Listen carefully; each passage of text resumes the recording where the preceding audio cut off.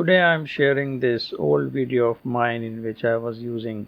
Lander's lens to do a vitrectomy for a retinal detachment with a macular hole. And this was a pretty large hole. Apparently, as we can see, it is just 2/3 of the size of the optic disc, meaning something like 1,000 micron size. And in these holes, one can actually attempt to do ILM peel during the vitrectomy procedure, and this will help in closing this hole once the internal tamponade has been provided. So earlier I used to feel that it would be very difficult to peel the ILM when you have a retinal detachment, but on the contrary I felt that this is pretty easy, because one of the problems with pinch and peel technique and ILM peeling is that you actually have to approach the retinal surface, and when retina is resting on a solid surface like choroid, there's very little play you have when you are holding or trying to pinch the ILM. So because if you pinch too hard or you hit the retina with some force, you find that the retinal tissue is damaged. However, when you have a detached retina which is actually floating on SRF,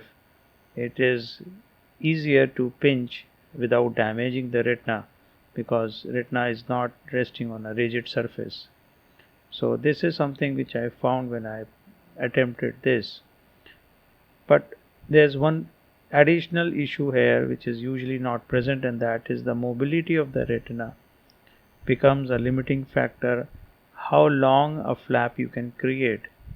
because when you try to peel this ILM, the retina is also lifted along with it, although that should not bother us because SRF is already there. So even if there is some increase in the amount of SRF, it doesn't matter, because ultimately you have to drain it out. So this is one pretty long video, I would say something like close to 5 minutes, and I'll leave you here with this video to enjoy this process of ILM peel over this large area of posterior pole, and further commentary is not required,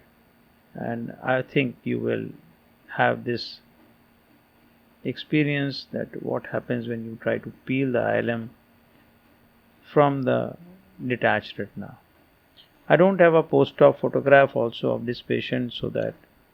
I'm not sure what happened ultimately to the outcome, but this is one old clip which I had and I wanted to share.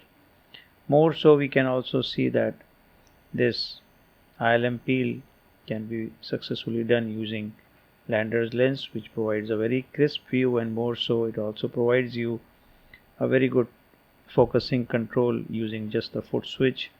and you don't need any assistant to focus as we would need on any other systems.